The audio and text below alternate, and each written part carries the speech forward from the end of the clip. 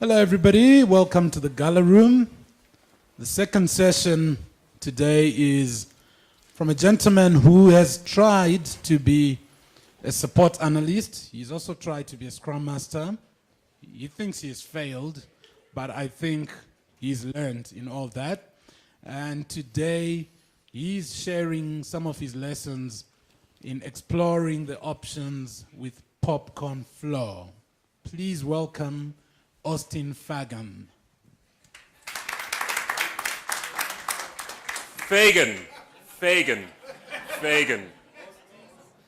But Austin Fagan. call me whatever. Okay. So my name's Austin, and I do SAFe. I've been doing SAFe for about 3 weeks. Hi, Austin. Thank you. Or another way of phrasing it is I've been exploring the option that is SAFe.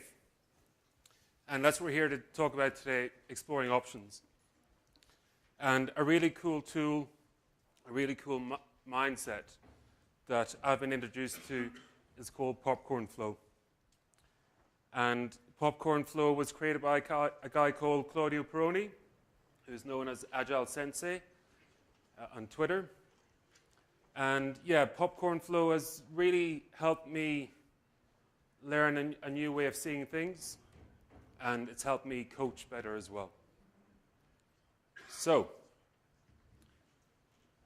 when we commit to a path, we like to hit the ground running, because we've got deadlines, we've got to get to market, and we just run or sprint. And as product developers, we have really strong opinions on what that best path is. But we tend to get bogged down in the solution, in the details, and we lose sight of what the problem really is.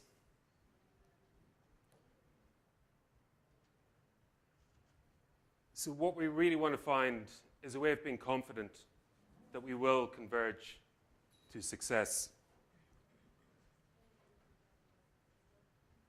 So I'm suggesting that we follow 3 steps. The first step, focus on the problem and its impact. Second step, think of the options that address that problem. And third step is explore the options and then converge to success. So first step, focus on the problem and its impact. So we really want to understand the context of the problem. It's really important. And once we understand that context, we want to be able to communicate the context. And this seems like simple things, but I've worked with a lot of teams that do not have the context of the problem communicated. And if you're thinking, hey, to get user stories, well, user stories communicate a solution. They don't communicate the problem. And once we've observed the context, we want to see what the impact of the problem is, what behaviors it causes. Because if you see something, you should be able to measure it. Now, I haven't thought deeply about this. There might be exceptions. I'm happy to hear about some later. I've only got 10 minutes.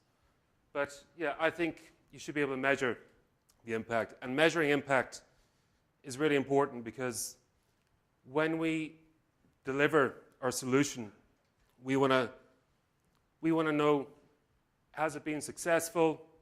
What behavior has it changed? And we want to measure that. So step number 2, think of the options, because we want to have as many paths as possible. Now, this is a PopcornFlow principle. And for many, it's a hard and bitter pill to swallow. And it's everybody's entitled to an opinion, but a shared opinion is a fact. Now, where this thinking comes from is from complexity thinking. And to conquer complexity, subjectivity is key. So opinions are really important. And really, the other thing that this principle is telling you to do is that, you know what? you're more than happy to proceed with imperfect information. Yeah? So we want to invite divergent thinking and identify those paths, those options. And I think it's important that we bear in mind that every solution, that whether we build or it's a process that we are using, it is just an option. It is just really someone's opinion.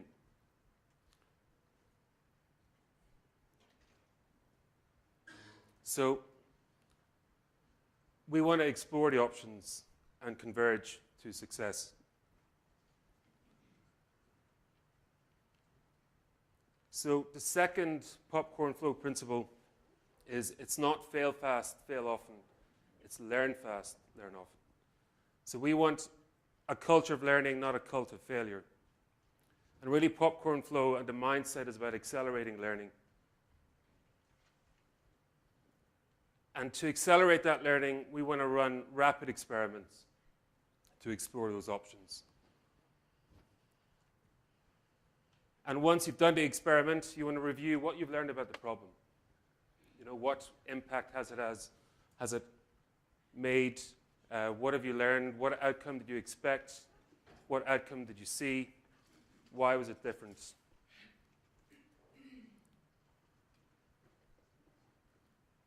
So this is a PopcornFlow board. And like I've used Trello myself and also physical PopcornFlow boards. But let me try this. Yes. The first column, problems and observations. That's the first step that I talked about. So focus on the problem and its impact. So what is the problem? What are observations? What is the impact? The second column is think of the options that are addressed, that will address that problem. Well, it may address or it may help grow your understanding of the problem. And then the P is possible experiments. So you're going to think of experiments that will help you explore the option. And then the committed is experiments that you're definitely going to do. So you're committing to these experiments. And when you have a committed experiment, you're probably going to have expected outcome, what the reason for the experiment is, and you're going to give it a review date as well. And once you, ongoing is for in-progress experiments. And when you hit the review date, then you're going to push it into the ready for review column. And in a sense, you're retrospecting on what you've learned as a result of the experiment.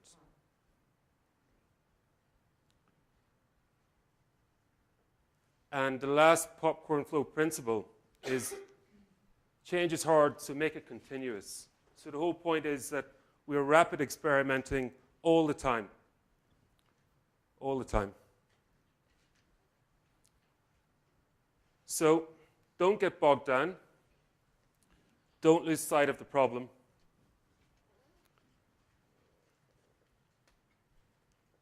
Always explore the options to find the best path.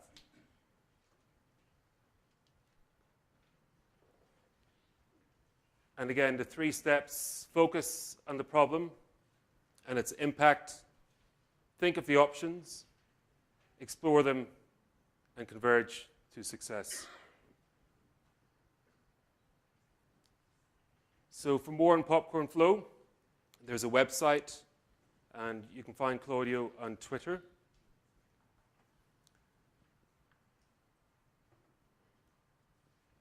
Questions?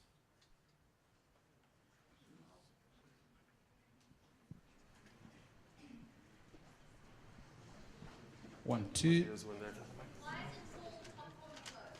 So it's an acronym: problems, options, possible experiments, committed, ongoing, review, and then next. I didn't cover next. Oops. So yeah, you want to decide where to go next once you've learned this information. Awkward. And then the flow is that you want to flow. You know, and for me, it's a continuous flow. How widely adopted is this PopcornFlow? So raise a hand if you've heard of PopcornFlow before today. Okay. Raise a hand if you've actually used PopcornFlow. Okay. There's your answer. So it's new, but let's learn it. Let's do it. It's a really cool tool. It's really helped me grow my understanding, and like the options thinking around it is fantastic, because when you think about it, so safe is an option, agile is an option, waterfall is an option, and when we just think and talk about solutions, that's really dangerous. You know, if you're saying, hey, what you're suggesting is waterfall, we do agile, then you're already bogged down. You know, you need to be thinking and communicating the problem and the context, and then give options. Whether it's agile, Scrum, safe, Kanban, SAM. Can you give an example of how you've used PopcornFlow? Okay, so I've used it in a few different contexts. I haven't succeeded in all of them, but the first place I used it was with my team. So I persuaded my team to try it because I was giving a talk on it.